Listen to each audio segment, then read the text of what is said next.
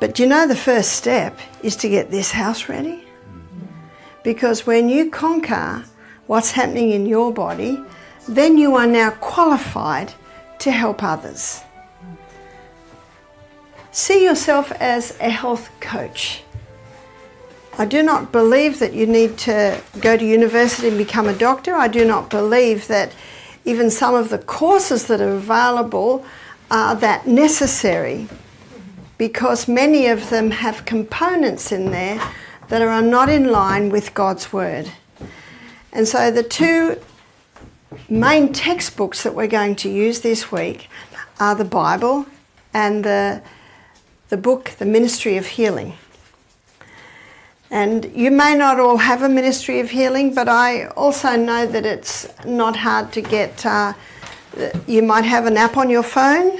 Yeah, and I know when I'm memorising, I really enjoy those apps on the phone if I'm travelling, because you can just go there.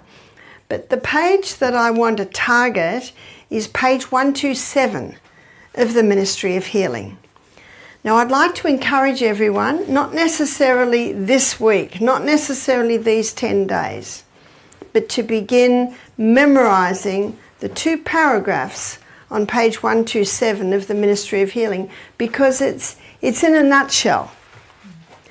Now, the other thing that I also noted with Benj was the importance of physical law. And I'd like to give you a quote. It's found in page 347 of Christ Objects Lesson, where it states there that transgression of physical law is transgression of the moral law, because God is as truly the author of the physical law as he is of the moral law. He has written his law with his own finger on every nerve, every muscle, every faculty with which we have been entrusted. And every misuse of any part of our organism is a violation of that law. Now, they're strong words, aren't they? Mm-hmm. They're very strong words. Does that mean not drinking enough water is equal to the thou shalt not steal? No, I'm not going to debate over that one, but I'm just giving you the prophet's words here. Every misuse of any part of our organism is a violation of that law. All, how many? All should become intelligent as to the human frame and how to keep it in the condition necessary to do the work of the Lord. Now, as students to a medical missionary training school, preparing to start your own medical missionary facilities, it's absolutely important that you know something about the house you live in. All should become intelligent as to the human frame and how to keep it in the condition necessary to do the work of the Lord. And we're going to be going very deep in the anatomy and physiology, because what I want to make sure I give you this week, and if I don't, I want you to question me on it, is why. Why are these things so? Proverbs 26 verse 2 states that the curse causeless shall not come. Sir Isaac Newton, he became famous on that law. It was already written in the Bible though. To every action there is an equal and an opposite reaction. Things don't just happen. There is always a cause. And Galatians 6 verse 9 states, no, this is 6 verse 7. In Galatians 6 verse 7, the Bible says, "Be not deceived, God is not mocked. Whatsoever a man soweth, that he shall also reap." This is basically the law of cause and effect. Isn't that true? And to every problem that happens in the body, there is always a cause. But in medicine today, someone goes to the doctor, got some aches in their hands, has a few tests, and the doctor says, "Aha, we found out the cause of all your problems. You've got arthritis." Do you know that defies basic reason? That defies basic reason. What's the cause? And if you say to the doctor, have I? What's the cause? He might say, it's possibly in the genes. Can't blame a germ for that one, can you? It might be some mutation of some gene. But what I'm going to show you this week is it's actually much simpler than that. And I want to prepare you for when you start your medical mission facility that you will have answers. Because the people don't have answers out there. There is so much confusion today. There's been more confusion in the last 2 years than ever has there been. Isn't that true? Yeah. So let's go to page 127 of the Ministry of Healing. It starts with the only hope of better things is the education of people in the right principles. The things I'm going to teach you here this week, you might not share that depth, and I don't usually share this depth with our health guests. But you need to know this depth to be able to skim on the surface. You see that? When you're going to skim on the surface, you need to know what's underneath, don't you? So that's where we're going to go quite a lot this week, is underneath. We're going to go underneath and we're going to have a look at why these things are so. Let the physicians teach the people that restorative power lies not in drugs, but in nature. And this next sentence you may know, but I'd like to challenge whether you really believe it. Disease is an effort of nature to free the system from conditions that arise because of a violation of the laws of health. Arthritis is an effort of nature to free the system from conditions that arise because of a violation of the laws of health. COVID is an effort of nature to free the system from conditions that arise because of a violation of the laws of health.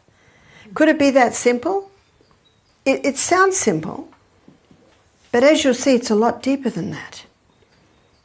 At our health retreat, we had a chemist working for us for a while. He used to tell people that he used to hurt people, now he helps them. And if anyone got sick, he'd say, "What law of health have you broken?" Because isn't disease an effort of nature to free the system from conditions that arise because of a violation of the laws of health? So I took him aside and I said, "Andrew, please don't." But he said, I said, "Wait, do you know that person might be keeping all the laws of health today, for the last year, but 10 years ago they weren't. 10 years ago they might have been drinking, smoking. 10 years ago they might have never drank or smoked, but they might never drank water. 10 years ago they might never have drunk alcohol or smoked cigarettes, and they might be drinking their waters, but they go to bed at midnight."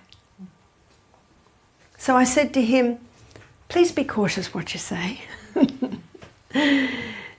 What's God's number one character trait?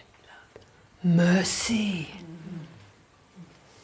Merciful, gracious, long-suffering, abundant in goodness and truth, keeping mercy for thousands. Do you ever wonder why he put mercy in twice? And as medical missionaries, we need to be merciful. The three things that we use, and we'll be using them a lot this week, when you're called to help someone, history. I go way back. I go way back. Did you have a happy, healthy childhood? Did you have any sickness as a child? Did you? I go back. Dig right back. In fact, we need to all be private investigators. You see that?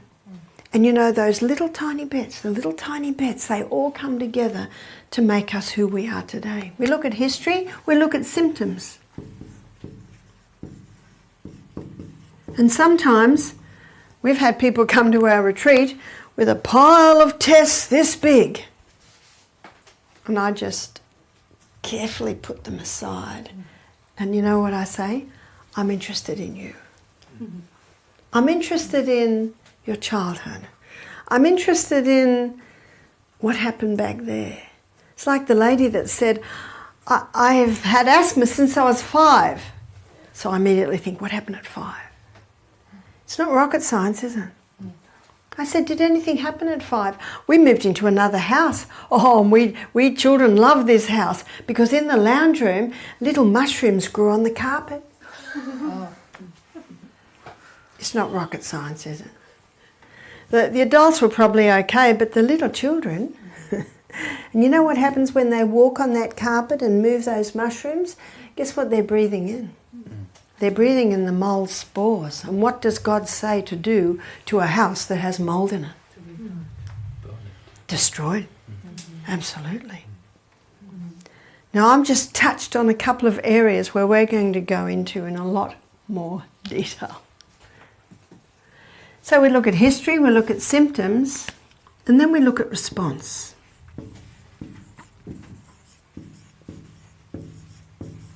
How simple is that? We look at the history. That gives us a bit of an idea. Yes, yeah.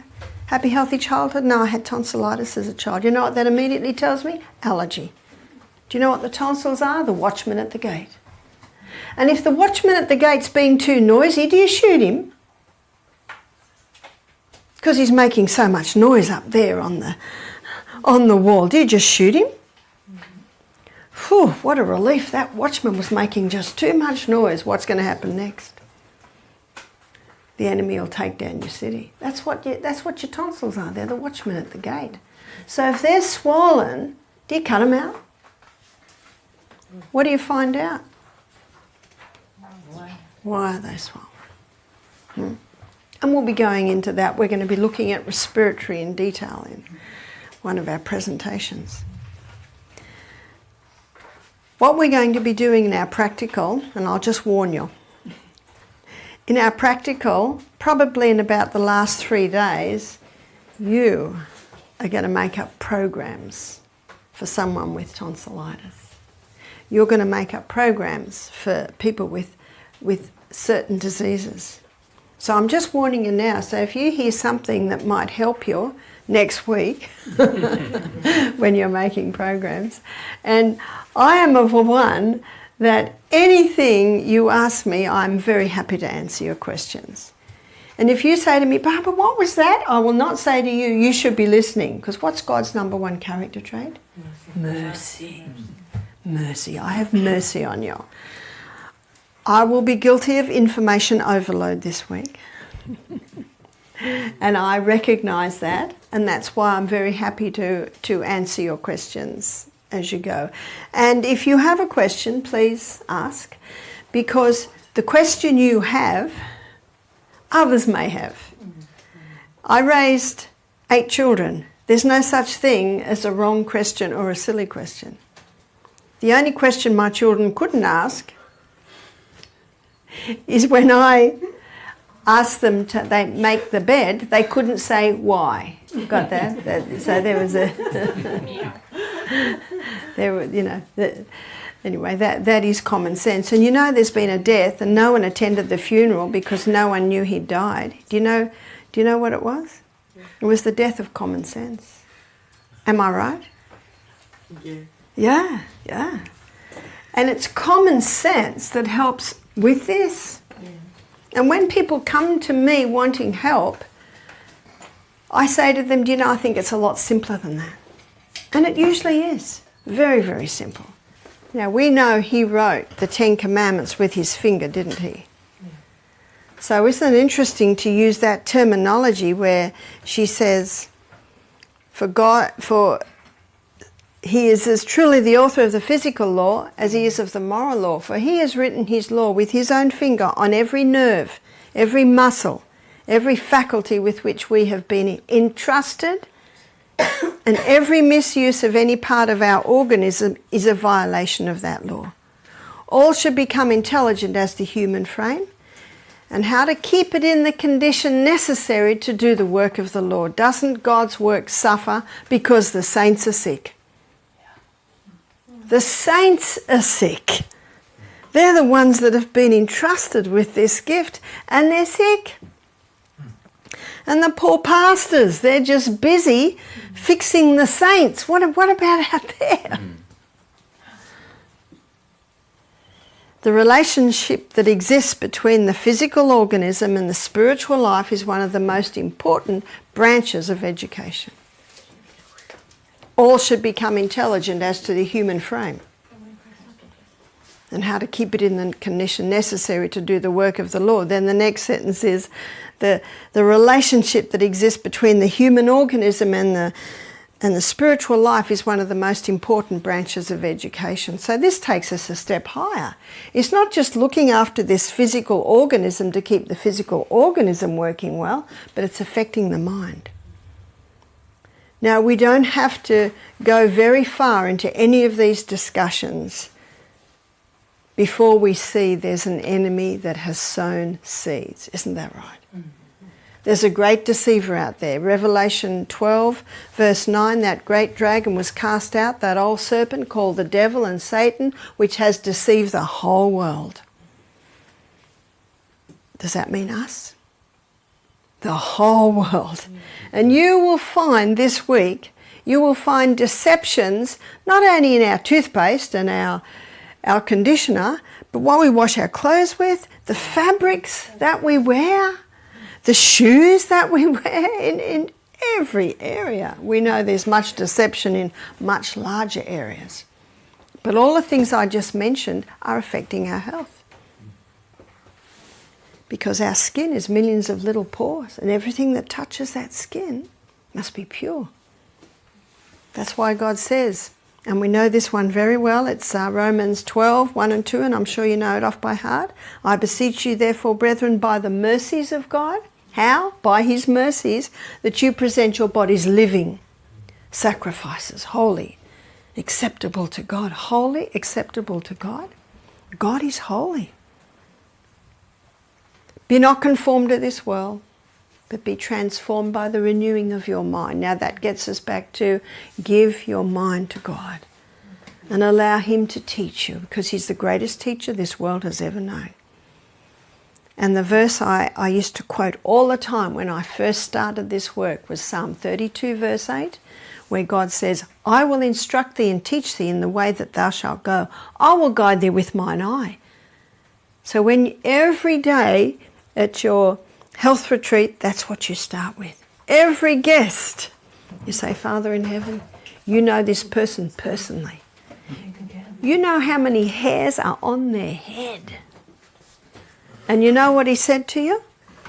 I will instruct thee, and I will teach thee in the way that thou shalt go. I had a lady on the phone one day, and she had a health problem, and we went through everything, went through the laws of health. I could not fault it. And then God impressed me, teeth. Ask her about her teeth. And I said, have you had any trouble with your teeth? Oh, she said, I've got a tooth that's paining me.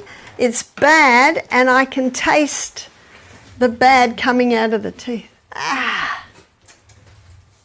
Can you see the areas sometimes we need to go? That's why we need the great God of heaven. I said, you've got to go and have that tooth out immediately. I was with my husband and his father when he was still alive, and he took us out for dinner one night at his favourite place, and it was in Maitland, this little town in Australia. And in the foyer of this facility, there were all these photographs of this boxer. I think his name was Darcy or something, and it was about the 40s. And he was famous. He'd won world titles. And of course, he was the golden boy from that town, because he was from that town.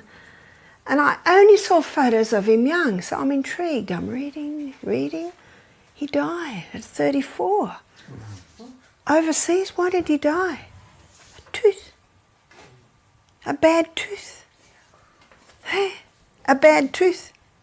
So if you go to a doctor and you've got pains in your hands, he says it's arthritis, and you'll say, oh, I've got a tooth, look, go to your dentist. Is that right? But as medical missionaries, do you know what we do? We do the whole lot. Isn't that right? We do the whole picture. So something I always ask is, do you have any pain? And you see, that would cover the teeth. We also look at teeth because mercury fillings, they're neurotoxins. Oh, that great deceiver. At it again. Mercury fillings, mercury is a neurotoxin. Root canal fillings. Did you know that root canals are a dead tooth? What does your body try and do to dead things? Evict them. And so often a bad tooth, it's behind, or an abscess, it's usually behind a root canal. So if someone says, I've got an abscess, then I say to them, I'll tell you one recently I just got yesterday. Barbara, I keep getting this pimple on my gum, inside, and I put charcoal poultice, I put this poultice. What poultice should I use? What are we going to do? Why? Why is a pimple coming? There's a reason. So then you go a little bit further. She said, I went to the dentist and he says I should have a root canal filling. Why would the dentist advise a root canal filling? Because the nerve has deteriorated. Why would the nerve deteriorate? Because there's decay in the tooth. Can you see you've got to go back? Got to go way back. You've got to dig, dig, dig. So I wrote back to her and I said, I would like to suggest that there's decay in the tooth, and that's why the nerve deteriorated, which is why the dentist wants to do a root canal, which is why a pimple's coming on the gum inside. Can you see that? And you'll only find that out by digging deeper and deeper and deeper. I went to a health retreat in Queensland when I did my nutrition course about 15 years ago. And I had to do 20 case studies. And I had to do it under another naturopath. So I went up there and I sat with the naturopaths as they interviewed the people. So they do interviews. And then I'd say, I've just got one more question. When did that start? How old were you when that started? Where were you living when that? Write it down. And then he'd ask a few more questions. He's about to ask another question. I'd say, I just have a little question here. Had you had a fall? Why was the knee sore then? See what I'm doing? Digging, digging, digging. Now, a few months later, we had a lady book into our health retreat. And Michael said, what's your reason for booking in? She said, well, I was at the other retreat and I was really impressed with the questions Barbara answered. You see that? With the questions, because you're digging. You want to find out why. Because the curse causeless shall not come. So if this lady didn't have a bad tooth and she had a pimple under there on the gum, if she didn't have a bad tooth, what would I do then? Did you ever bang it? Did you ever hit it? When did it start? Can you see you dig, dig, dig, dig? And sometimes you might not come up with anything, but you know what I find? You usually do. There might be a little indication here or there, and then you dig a little bit deeper. And sometimes you might have to say, do you mind if I ask you? And sometimes they might say, no, I don't want to answer that question. You know what you say? Okay. See the smile? Okay. And then you move on again. But you know what I find? 9/10 of the time, they come back to you. They come back to you on that. So the two theories in medicine today as to why people get sick, and one of them has turned the world upside down in these last, 2.5 years, and that is the germ theory. Germs cause disease. Where did that theory come from? It came from Louis Pasteur. Yeah. And looking at Louis Pasteur's history, he was a chemist and he was a socialite. He loved to call all the media to every experiment. He liked the attention, and he came up with a theory that everyone loved. You poor thing. A germ has jumped on you and made you sick. Let's find a drug to kill the germ. Can you see what that does? That takes away all responsibility on the person for what's happening to them, and it's blamed the germ. And isn't that what's happening with COVID? to the point where people have to wear masks to stop the germ. People have to hand sanitize their hands all the time to stop the germ. But it actually defies reason, and I want to show you that. Now, the other theory as to why we get sick is genes. It's in the gene, yeah? So I call them the two Gs, the gene theory or the germ theory. And I'd like to touch on them this evening, and tomorrow morning we're going to explore them a little bit further. And to look at the gene theory, do you know we're going to go first? The CBD? What's the CBD? What's the central business district of the human body? It's the inside workings of the cell. And we are just a bunch of cells. We have 100 trillion cells in our body. And every single cell has a nucleus, and in that nucleus is the DNA. The DNA is the genetic code that determines you and I. The only cell that doesn't have that is the red blood cell. And we'll be exploring the red blood cells a little bit later. But the red blood cell, what does the Bible call it? Leviticus 17:11. This is a very important verse as medical missionaries. The life of the flesh is in the blood. Leviticus 17:11. And I love the patterns in the Bible. And you know what Proverbs 17:22 is. And of course 22 is double 11. A merry heart doeth good like a medicine, but a broken spirit dries up the bones. As you memorise, you'll see these little links, which is very nice. So why, here we are again, why? Why is the blood the life? It carries oxygen, it carries nutrients, it carries water, it carries away waste. We'll be going to that more detail later in the week. And it contains red blood cells. Where does it carry the water, the oxygen and the nutrients to? The CBD. The CBD, the inside workings of the cell. The DNA stretched out looks like this, and I'm sure we've all seen illustrations of this, yeah? You've got 23 chromosomes from your mother, 23 chromosomes from your father. I gave birth to 6 children. I've got 3 boys, 3 girls. My 3 boys will never be 6 foot because look at the height of their mother. I'm only 5'2". They're taller than 5'2". I think they're 5'8", 5'9". And my girls are all taller than me because they got more the genes from the father, who was nearly 6 foot. He had dark brown curly hair and dark brown eyes.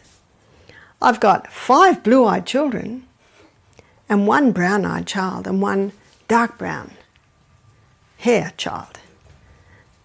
Others are mid. I was blonde when I was younger. And he had curly hair, I have straight hair. I have 3 curly-headed children and 3 straight-haired children. Now we do it with each other. We do it with our nieces, our nephews, our children, our grandchildren. She's got her mother's nose. She's got her father's legs. 23 chromosomes from our father, 23 chromosomes from our mother. Did you know that the Bible talks about the DNA? In Psalm 139? In Psalm 139 verse 14, the Bible says, I will praise you, for I am fearfully and wonderfully made. Marvellous are thy works, and that my soul knoweth right well.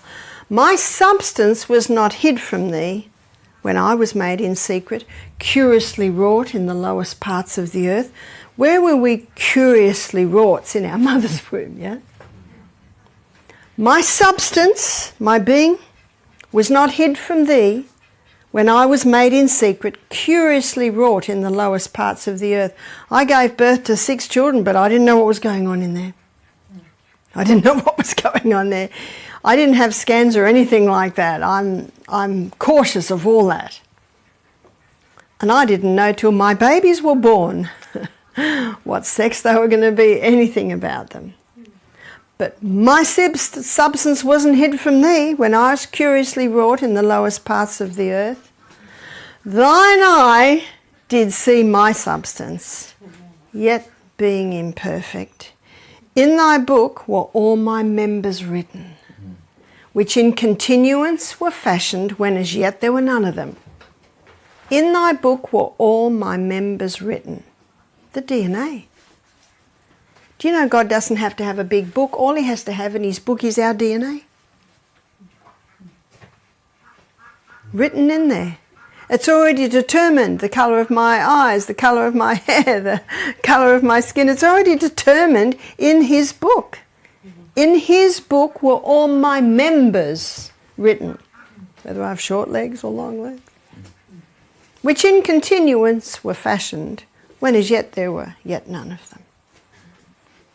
It's the best medical book we have, is the Bible. According to the information in this DNA is how we're made. And we have new eye cells every 1 to 2 days. We have new cells that line the gastrointestinal tract every 3 to 5 days. We have a new skin every month. We have a new liver every 6 weeks. We have new bones every 3 months. We're continually being remade according to the pattern, according to the formula. And that DNA is made up of the food we eat. The outside strands is made up of polysaccharides. Polysaccharides simply means many sugars. And everything we eat is made up of many sugars. Outside strand. Crossword bands is made up of amino acids. Amino acids is a breakdown from the protein we eat. And as vegetarians, our protein comes from legumes, nuts and seeds. That's the main protein. And it's all glued together with minerals. So that lovely green leafy salad, all the greens, all your vegetables are high in minerals, but the greens is the highest. Hippocrates, father of medicine, do you know when his time was? 400 years BC. Hippocrates said, let food be your medicine and medicine be your food. And our very DNA is made up of the food that we are eating. So our new cells are constantly being remade. I'm going to go a little technical here, so bear with me. And please ask me if you want me to repeat something. DNA can be stretched out and coiled back in, and when it's stretched out it looks like that, but it cannot leave. And so a photocopy is made, and the photocopy is called RNA. And the photocopy goes down to another little section of the cell, which is a little workshop where the new cell is being made. It's called ribosome. Has everyone got an anatomy and physiology book in their home? Every medical missionary should have one. So the notes that you're taking here, when you go home and you look at the inside workings of the cell, you'll find it'll make sense. Whereas maybe before it didn't make a lot of sense. We had a man who'd done medicine do our program, and when he heard these things, he just shook his head. He said, I learnt this in med school, but I never really got it. But you will see it's not hard to get. So RNA comes down with the information into ribosome, the little factory where the new cell is made. Let's make a new gastrointestinal tract cell. Do you remember, students? I'm going to start asking you questions. How long does a gastrointestinal tract cell take to be made? 3 to 5 times. Yep. 3 to 5 days. Every 3 to 5 days. Okay, students, this is a question you don't have to answer. It's just a question I'm putting there. If that's true, how come irritable bowel, Crohn's disease, doesn't heal in, let's be generous and say 2 weeks? Is that a reasonable question? It's actually a very reasonable question, isn't it? Well, I believe that what I'm about to show you helps to understand why. But first of all, we're going to make a gastrointestinal tract cell, then we're going to make an irritable bowel syndrome cell. RNA comes down, it's the photocopy into ribosome, the new cell is starting to be made. The new cell is built up with amino acids. So let's say the first amino acid is tyrosine. Maybe the next amino acid is phenylalanine. Maybe the next amino acid is methionine. Maybe the next amino acid is lysine. We did tyrosine, lysine. Can you see what's happening here? Now, I'm giving an illustration like a jigsaw to help you understand it. But every amino acid fits into the next amino acid like a jigsaw. And every 3 to 5 days, out pops our new gastrointestinal tract cell. So what happens with irritable bowel syndrome? RNA comes down, the first block goes down, first amino acid, maybe it's methionine. Now we're ready for phenylalanine, and oh no, there's a piece of information missing. Body doesn't quite know what to do. What's supposed to go in there? The information is missing. And there's a rogue cell. And this rogue cell is always wandering around, doesn't fit anywhere, ready to poke its way in. Where'd that rogue cell come from? Environmental poisons, chemicals, genetically modified foods. All of these are causing molecules to be in our body that our body doesn't recognise. And whenever it sees a glitch, in it'll jump. So now comes along, maybe this is lysine. Where does it fit? Where is it going to fit? The usual docking position's not there, so it does the best it can. Okay, now we're ready for, let's say, this one's phenylalanine. Oh no, they're not eating enough protein. And maybe they are eating enough protein, but the gastrointestinal tract is unable to break it down properly. So if you don't break the food down effectively in your gut, it can't get into your blood. And what's the blood? The life of the flesh, the carrier of the nutrients.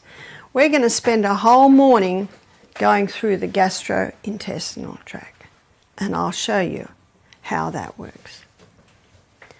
Doesn't look very good, does it? And every 3 to 5 days, what pops out? An irritable bowel syndrome cell. Now, we touched on a whole lot of things that might be the causes there, and we'll look at that in more detail when we study the gut. But what I want to quickly touch on now is why is there damage? What causes damage? 92% of DNA damage is caused by a mineral deficiency. So how could we be mineral deficient? People are eating a lot more greens today. 20 years ago, we didn't even know what kale or rocket was. There's a whole lot of greens that we're eating today, much more greens. It is true that if someone just lives on fast food, they're not getting the vegetables or the greens, which is where you get most of your minerals, so they will be deficient. But there's a lot of people eating fruits and vegetables every day and they're mineral deficient. Why? Because the soil's deficient. Yeah. And if the soil's deficient, the plant will be deficient. And if the plant's deficient, the person that eats that plant will be deficient. That's why it's important to feed your soil. Feed your soil so there's food for your plant. And then when you eat that plant, you've got it. Did you know that one organic tomato will give 9 times the iron as one conventionally grown tomato? So that's what you're looking at. The organic might be more expensive, but wow, you've got so much more nutrients in there. But there's more. It's not only that the soil's deficient, so the plant's deficient, so the people that are eating the plants are deficient. There are stimulants that people are taking that are leaching the minerals out. What are the stimulants? The stimulants are caffeine. And I would say that 80% of the guests that come to our retreat drink coffee. So then at the health retreat, you've got to be prepared in the first 24 hours to deal with a lot of headaches. And I'll be showing you in another lecture exactly why they get a headache. Caffeine not only leaches minerals, especially your calcium and your magnesium. And we'll be covering this later in the week, where we'll be looking at bones in detail, which will enable you to make up a program for osteoporosis.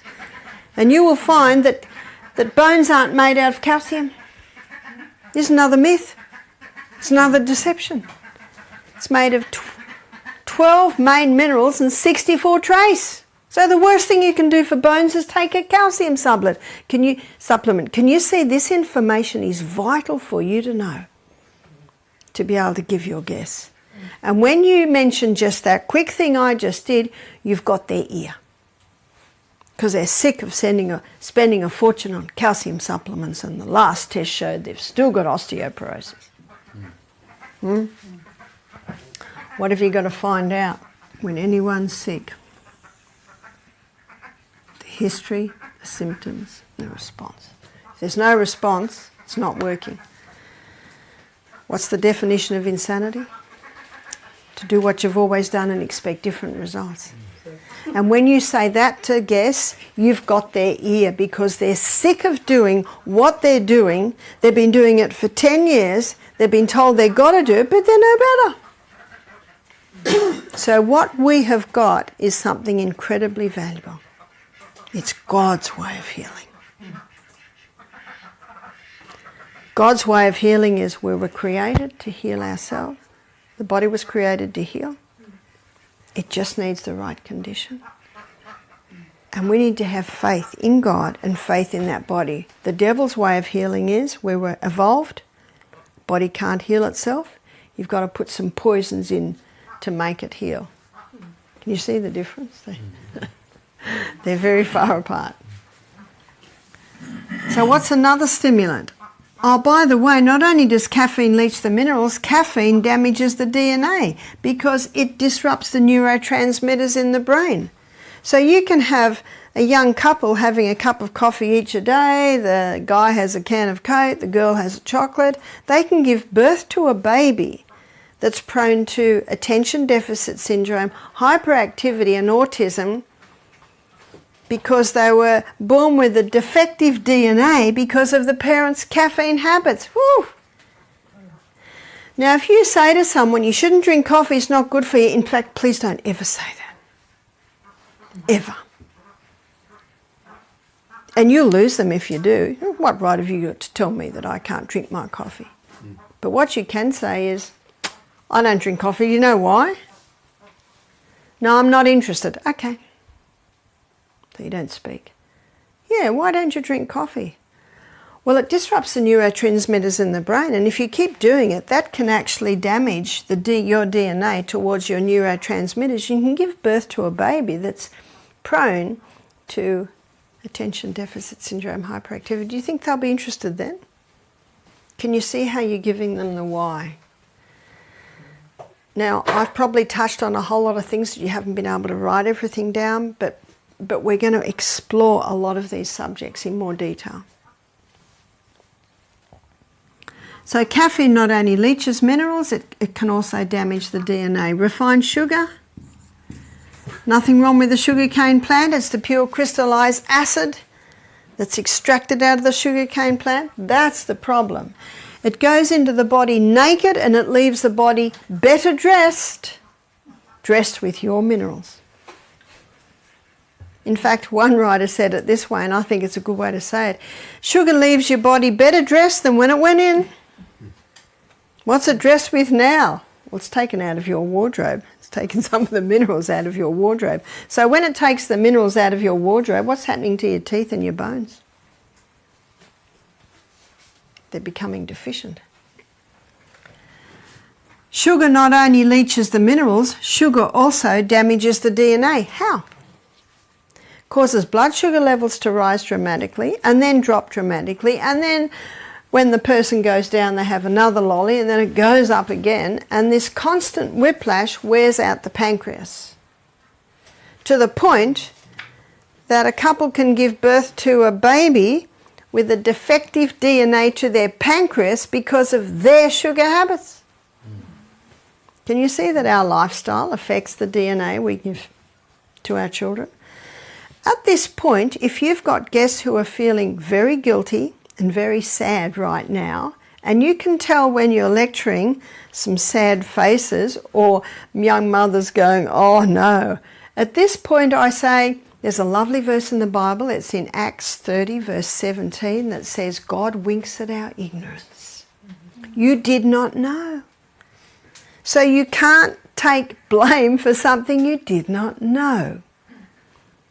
But we live in an amazing body with an inbuilt ability to heal itself. And if you begin implementing what you hear here, your children will get stronger. Can you see how you come with that? I even had one lady starting to cry after the lecture. Oh, what I've done to my children. So then you must go straight away and counsel and say, you didn't know. It's not your fault. It's that rotten sugar company, that chocolate company. They're not interested in you. They're only interested in your money. But you know, it's worse than that.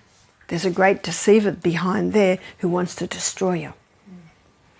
We all know what 1 Peter 5 verse 8 says. Know ye not that your adversary, the devil, as a roaring lion, walketh about seeing whom he can devour. That's what he wants. He wants our destruction. Now you can't share that with every guest. The atheist isn't too excited when you share that with them. Discretion is needed. That's why God says, I will instruct thee and teach thee in the way that thou shalt go. He said, I will guide thee with mine eye. Another stimulant is alcohol. I often say this, I read this from the Australian Health Department 10 years ago, there's no safe dose of alcohol. Alcohol's a neurotoxin. Children being born today with fetal alcohol syndrome from parents that have 2 drinks a week. You familiar with Dr. Neil Nedley? Yeah. In his book Proof Positive? Fantastic resource is that book for us medical missionaries. And I got that information out of that book. So excellent resource is that book. Now I also know that people get, and you might have experienced this, I was at ASI in Florida one year, you know, thousands of people there. And so I always go to the health lectures. You probably know I'm interested in health, so I went to the health lectures. And there'd be Dr. Such and Such, and he's got a PowerPoint there, and he comes up with the first graph, that's interesting. Second graph, third graph, fourth graph, fifth graph, and you're just getting sick of graphs. Now, I don't think that it means you don't use graphs, and you might be savvy to do a PowerPoint, and PowerPoints can be excellent, especially when you're starting, because it's a prompt for you and it also helps, you know, attract your students to what's happening. And I certainly think a graph or two doesn't hurt, but beware of over-graphing people. You will lose them. And I'm interested in health, and I'm starting to fall asleep within 20 minutes. And I had a young woman come to me at ASI and she said, Barbara, I want to tell you something. She said, I used to do the PowerPoints and all the graphs, and I did notice people started falling asleep. So she said, now I use the whiteboard. She said, I use the whiteboard now. Because you can see what you can do from a whiteboard. You lead the people on. The people are interested. What's coming next? What's coming next? But it doesn't mean you don't have PowerPoint. You know, you can get some very nice PowerPoints. Alcohol leaches the minerals. Alcohol damages the DNA. There is no doubt about that. Tobacco. Children are being born today with more alveoli damaged. And the honeycomb shape around the alveoli has holes in it. And overall, less alveoli. Alveoli, those little, and I'll be drawing them a little bit more detail, especially when we go into the respiratory. You've got, I think it's 300 million alveoli in your lungs, and that's where the gas exchange takes place. So children born to smoking parents, that's happening. One girl said to me, Barbara, I stopped smoking when I fell pregnant. And I said, well done. But unfortunately, there's already been some damage done. You see, it's the DNA that comes through. But you have to congratulate her for not doing it through pregnancy. Because did you know that every cigarette smoked, at that split second, that baby's deprived of oxygen? That's why they often find that babies born to smoking mothers, they're not as big. So these are the stimulants that leach the minerals out and also damage the DNA. We're looking at what causes damage to the DNA. Genetically modified foods. Unfortunately, I know in Australia and America, Monsanto is so big he wins every court case where we're trying to get GMA put on the package. Have you noticed it's not there? Because they win every court case. So how do you know if something's genetically modified? Organic. Because an organic farmer loses his organic status if he uses genetically modified foods. So grow as much as you can. We always get non-hybrid seed. I'm the gardener at Misty Mountain Health Retreat, and before I left I was busily getting that garden ready for going away, and the winter's coming so the weeds don't grow as much. We don't get snow but we get frost. And I don't know if you're familiar with Mizuma. Mizuma is a Japanese green and it's purple and it's sort of feathery and it's got a tiny bite to it. It's just lovely through your salad. I don't know, Casper, if we had it when you were there, but we've always seemed to have Mizuma in the garden. Because my son, when he was gardener about 5 years ago, he planted a whole bed of it. In fact, we were selling as much as we could buy of other foods. Isn't it great when you can do that? Well, the Mizuma must have gone to seed last year because we dug over about 4 big beds and must have been 3 or 4 days later, it's just a carpet of Mizuma. Yes, I had to hoe it back in the ground because we do want to eat more than Mizuma. So you can Google Mizuma, have a look at it. I think you can get purple Mizuma and it's just like a green, but it's got a little bit of a pepper in it. Yeah. How do you spell it? Mizuma, I think it's Mizuma, I think it's just that. Yeah. Mizuma. Is it a grass or a... It's a green. It's a green leafy vegetable. All right. But it's not very green, it's purple. But those dark greens and those purples, they're great sources of iron. So have organic as much as possible. Genetically modified foods is when the DNA of 2 species is spliced together to produce something that they want. Do you know what that means? It can splice into your DNA. And mutation of DNA basically is a contributing factor to cancer. Chemicals. We're going to go into areas with chemicals that you never ever probably thought about. Be careful of the clothes that touch your skin. Let me give you the name of 3 chemical fabrics. Polyester, acrylic and nylon. They're chemical fabrics. But I've got some good news.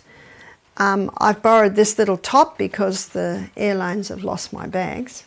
And I was so excited to read the label. It's cotton and modal. Modal is the cellulose spun from the birch tree. Rayon is from wood pulp and so is viscose. So be very careful on what's touching your skin. Yes? So any of these fabrics lose, like polyester, does it lose its toxicity after being washed? Does polyester or acrylic or nylon lose its toxicity? No. After many years? No. It's still polyester. And you know what they're finding today? It does not break down in the soil. So they've got a huge problem today of these fabrics not breaking down in the soil.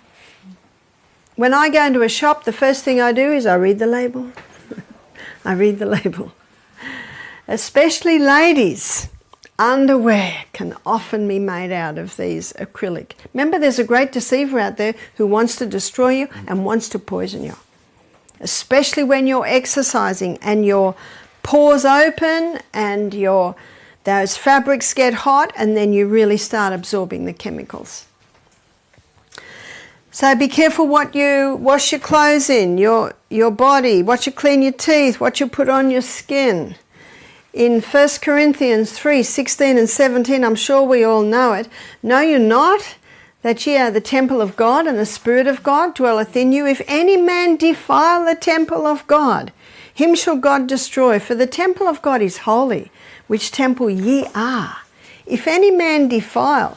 Now, if you've been wearing these fabrics, remember Acts 30 verse 17, that God winks at our ignorance. You did not know. Remember that great deceiver that's deceived the whole world? But the biggest chemical company in the world is the pharmaceutical company. Did you know that if a drug doesn't have a side effect, it's not a drug? I think that was Illa Lilly that said that, who is one of the heads of the pharmaceutical companies. If it doesn't have a side effect, it's not a drug. Did you know that the pharmaceutical company are making billions out of the COVID vaccine? Mm-hmm.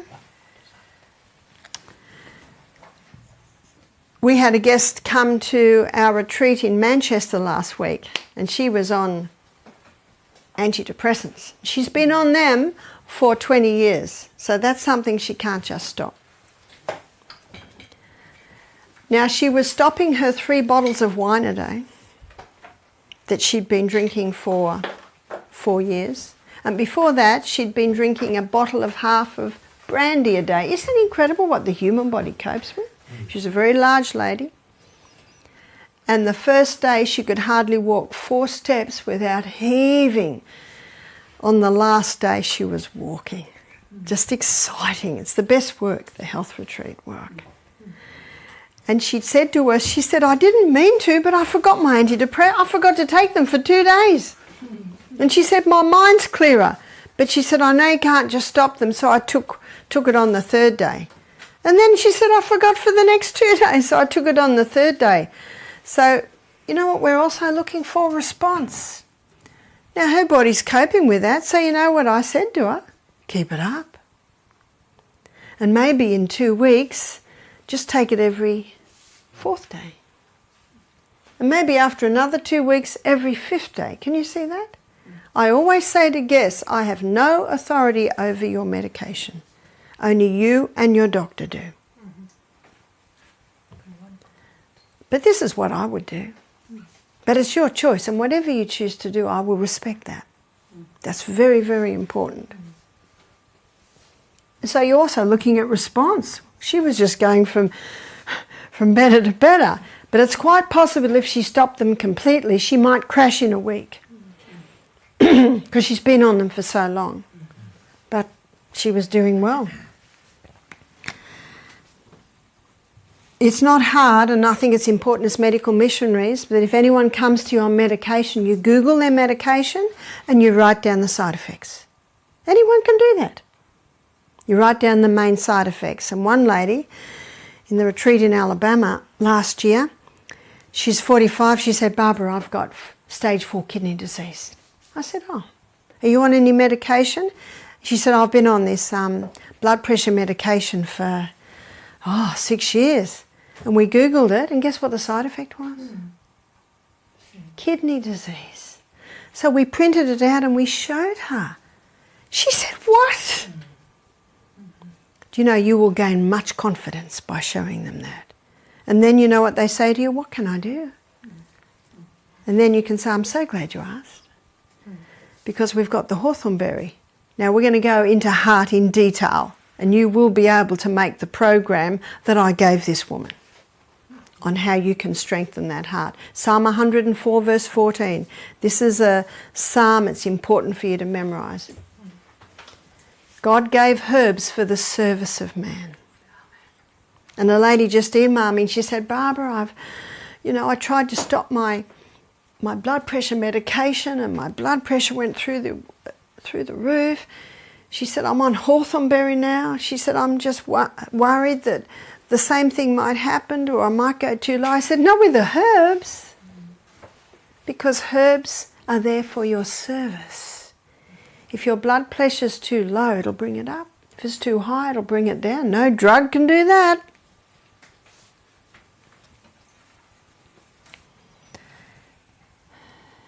Monosodium glutamate is a toxic poison. What is it? Monosodium glutamate. It's like a flavour enhancer. In fact, this is one name they give it now, natural flavour enhancer. That almost sounds healthy, doesn't it? What are we looking at here? We're looking at things that damage the DNA, which explains why many people aren't healing today. How can you heal the DNA? Make sure you're getting lots of polysaccharides, lots of minerals, lots of amino acids. And we'll be looking at that in detail when we look at food. Mould.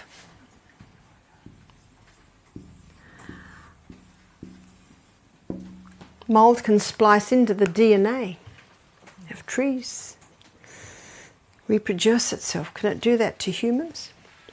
I'm just going to very lightly touch on a principle now, which I'm going to explore in great detail tomorrow morning, because I think you've done very well to be awake for so long. And this is a very important principle, and this principle blows COVID making us sick. It just blows that theory right out. Microorganism. Mould is a microorganism, and there are many different microorganisms. Microorganisms are everywhere. There's microorganisms in the air, everywhere. We're breathing them in and out constantly. And there are 10 times more microorganisms in the body than cells. How many cells in the body? 100 trillion. So there are 10 times, I haven't done that maths, 10 times more microorganisms than cells, and there are 10 times more microorganisms in our gastrointestinal tract than anywhere else in the body. And we'll look at that in detail when we go through the gut. And they're there. God put them there. They're an important part of living, running organism, but whenever cell damage happens, these microorganisms have the ability to change roles. They now become the clean-up team or the garbage collectors. I call them the garbage collectors because we had a microbiologist do our program and he said that's what we call them as microbiologists. And their name is bacteria. So where are you going to find a lot of bacteria? You're going to find a lot of bacteria wherever there's waste and damage. As the environment changes, as the bacteria is doing its work, the environment changes. It now becomes the exterminators, and we know exterminators exterminate things. And the exterminator's name, this is the next stage of breakdown, is called yeast, fungus. And the properties of the yeast and fungus are identical to another microorganism, and that is a virus. A virus needs a host.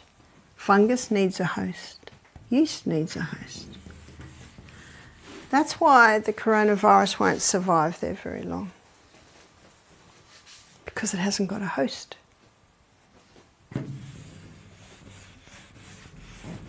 The coronavirus is 1 micron.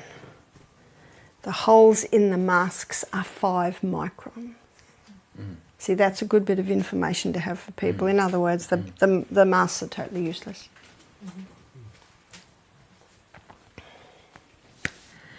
As the environment changes, so do the microbes.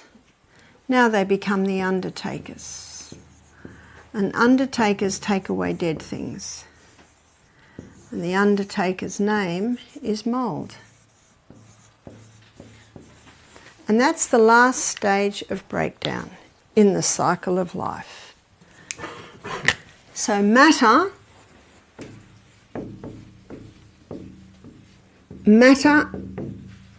is brought back to dust through the action of these microorganisms. Genesis 3:19 says we come from dust, we go back to dust, we're dust. And there's that lovely verse in Psalm 103, he knows our frame, he remembers that we are dust. Because that's what we're brought back to, dust. What brings us back to dust, students? The cycle of life.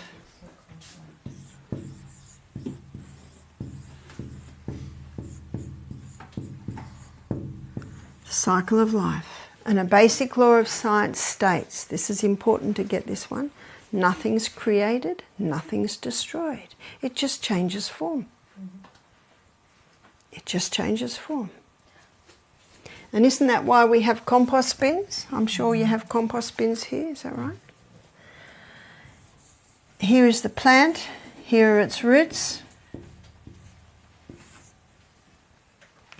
And when I put compost into my soil, and I always put compost into my soil after one crop, because a tomato plant will take nutrients out of the soil.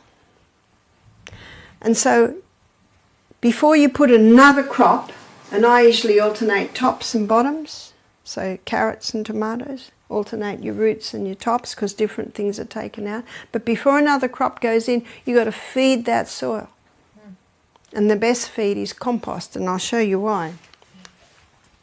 So when I put compost into the soil, I'm putting in microorganisms. Because once these microorganisms here have brought the matter back to dust, remember they're changing roles. We change roles all through life. You probably noticed when I arrived here I was dressed for the middle of winter. And I had to quickly change. Why did I change? Because it's warm here.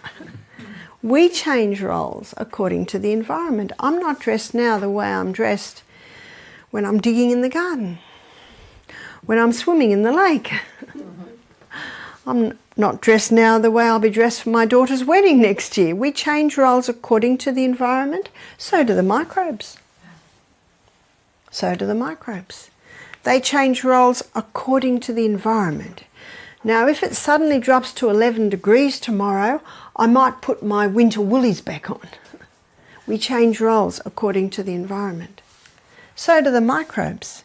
So once they've brought matter back to dust, they're waiting in the dust for their next job.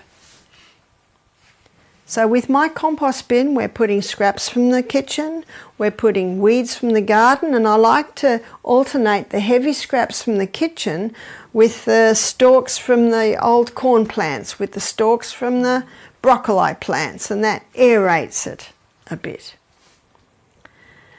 And maybe the farmer down the road who doesn't give any chemicals to his cows will collect cow manure and put some of that in the compost. And these microorganisms are going to bring everything back to dust. You look at the apple tree. See the flower? How does the flower grow? Under the action of microorganisms. And then out of the flower comes an apple, under the action of the same microorganisms. But the apple's not ready to eat. It must ripen. How does it ripen? Under the action of the same microorganisms. They change roles according to the environment. But no one eats the apple, so what happens to it? It rots. Is that right? Yeah. It rots under the action of the same microorganisms. They just change roles according to the environment. Louis Pasteur said, it's only ever a bacteria and it only ever will be. It only ever is a fungus or it only ever will be. It's called monomorphism. Monomorphism means one form. But Antoine Beauchamp, 6 times professor, a contemporary at the time of Louis Pasteur, he presented pleomorphism. I have just presented for you pleomorphism, many forms. And that's why my compost bin works, because of pleomorphism, yeah? Is it an epigenetic change that is taking place, or how do you explain that change into polymorphism? Well, it's just the cycle of life. It's the cycle of life. The word epigenetics is interesting, which is the effect of lifestyle on our genes. But this is different. It's the cycle of life. See, let me give you an illustration in Australia. A cat dies in the bush. And what happens is the kookaburra has a nibble, the dingo has a nibble, the dung beetles come up, take a bit, the blowfly lays its maggots, they do a bit of a clean up to bring cat back to dust. What Antoine Beauchamp did, he put a dead cat in an airtight container. No dingo, no kookaburra, no blowflies, no maggots, dung beetles. After 4 months he opened it and it was dust. What had brought that cat back to dust? It was the microorganisms that are an integral part of living, running cat. Upon death of the organism, that's the ultimate cell damage, they take off their suit of clothes, so to speak, put their rubber gloves and apron on and start the work. They're the garbage collectors. They're just opportunist organisms. They're just going to be active where there's something to clean up. As the environment changes, they change till eventually they have done what God designed them to do, which is bring matter back to dust. What does the preacher say at the funeral? Ashes to ashes, dust to dust. It's the cycle of life.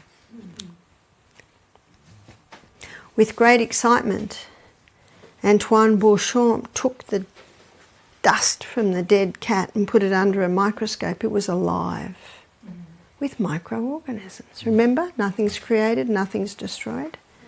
And that's why I put compost in my garden.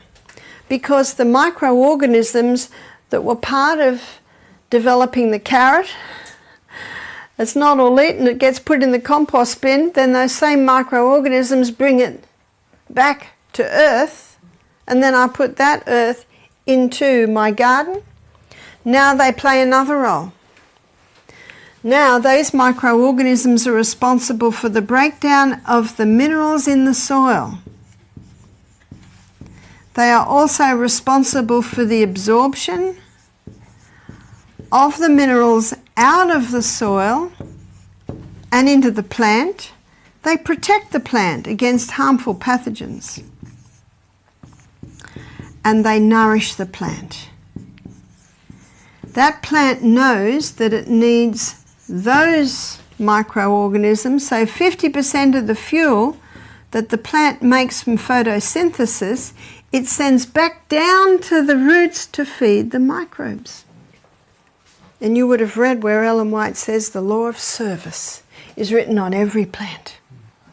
Every plant grows for one purpose, to create apples for you and me, to create rocket for you and me. The law of service. Because that plant knows it needs those microbes for this. That's why organically grown fruits and vegetables has a far higher nutrient content, because of the microbes in the soil.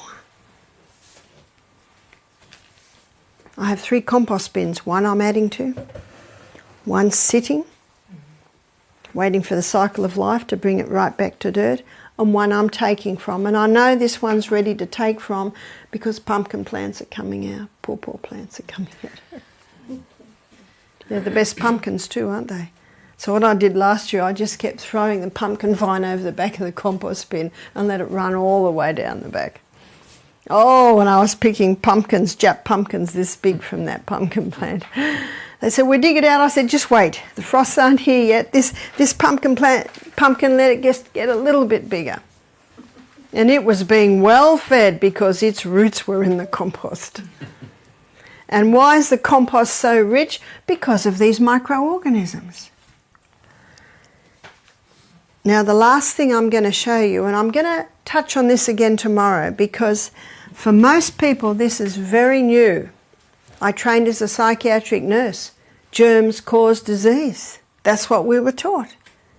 And if anyone was sick, we've got to give them a drug to heal them. And they've got an infection, they must have an antibiotic. No. Why? Why is it there? They're only going to hang around where they're getting well fed. So if you give a body an environment that is strong, clean, healthy, well nourished, there's nothing for these guys to do.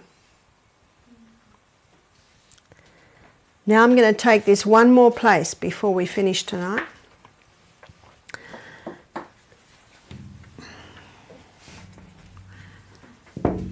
We have roots. Did you know that we have roots? Very similar to the roots of the plant. Lining our gastrointestinal tract are villi. And when we were born, we were literally flooded with our mother's microorganisms, because in utero our gut is sterile. So when we're born, our first breath, because remember babies are born down there where a lot of those microorganisms are coming out of, the baby's breathing and swallowing in microorganisms, and the first substance that comes out of a woman's breast is colostrum. The milk doesn't come in for 3 days. There's a thick yellow substance that comes out in those first 3 days. It's colostrum, and it's incredibly rich in microorganisms. And what those microorganisms do is they form a thick turf wall around the gut. We'll look at this in more detail when we look at the gut. Those microorganisms do the same thing that they do in the soil. They are responsible for the final breakdown of our food, especially releasing B vitamins. They are responsible for the absorption of the food out of the gut and into the life of the flesh. What's that? Blood. The blood.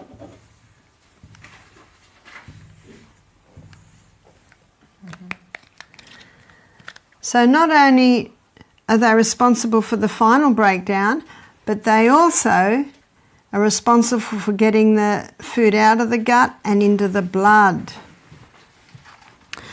These microorganisms protect the blood against any harmful pathogens that might be in the gut. These microorganisms nourish the cells that line the gastrointestinal tract. What an amazing process. You're starting to see that they're not our enemy. This isn't our enemy. This isn't our enemy. This isn't our enemy. Neither this nor this. If they're out of control, we've got to put the detective hat on and find out why. If your garbage bin is smelling, you don't put a white cloth over it, a vase of flowers, and spray sweet-smelling perfumes around it, do you? No, you open it, you empty it a long way from the house, you clean it out, put it back in the kitchen, no need for white cloths, vases of flowers, or sweet-smelling perfumes anymore. Why?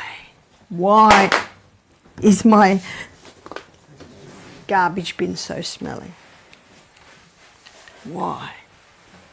Because remember, the curse causeless shall not come. So my aim this evening was just to begin looking at the true cause of disease, because that is what the medical missionary institutions are about, is teaching the true cause of disease. And to be able to teach the true cause of disease, we need to look very clearly at medicine's claim for the cause of disease, which is germs or genes. Is that right? Mm-hmm. Very much so. So I have given you enough for your little grey cells to contemplate. And every day we'll be building a little bit more. And I touched on a few things that may have puzzled you in your mind, but I can just about promise you that we will be exploring all of those aspects in these 10 days. And if in the early morning or while you're going off to sleep a question comes, please write it down. Write down your questions. I received a lot of questions, and I really think that as we go through this, you'll find that they will be answered. And if they're not, we can certainly address them. Because our aim is to give you a crash course on being your own doctor this week. Yes? You talked about a lot of different negative stimulants. What about refined salt? Yes, we'll be pursuing refined salt this week and looking at why it is so bad. But basically, very quickly, seawater has 92 minerals and refined salt has 2. So immediately we've got a problem. Immediately we've got a problem. Yes? We've touched upon bacteria and virus here. Are we going to go also in depth when it comes to infections and understand infection, how they work? Yep. Because there is a reason. When I was a little girl and I got bronchitis, I would be taken to the doctor and given antibiotics, and that's the first thing we're going to look at tomorrow morning. And then when I became a nurse and I didn't live a very good lifestyle, I didn't become a Christian till I was 25, and I'd get a cold, I'd start coughing up yellow, I'd think I've got an infection. That's what we were taught. You have to go to the doctor and get an antibiotic. But tomorrow, one of the first things we're going to look at is what is an antibiotic? Where did it come from? And its role on the planet. And did God make antibiotics? So thank you for your attention tonight.